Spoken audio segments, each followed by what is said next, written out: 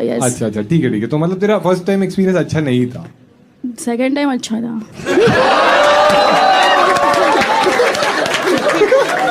ये अचानक तूने जज्बात बदल लिए, हालात बदल. सेकंड टाइम क्या मग कसरी नहीं डाला? वो नहीं बता सकते.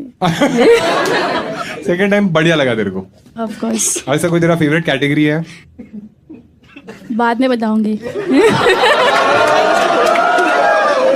तुझे क्या लग रहा है हम बाद में बात करने वाले? वो रहा डीएम आएगा, डीएम कौन रहता है भाई?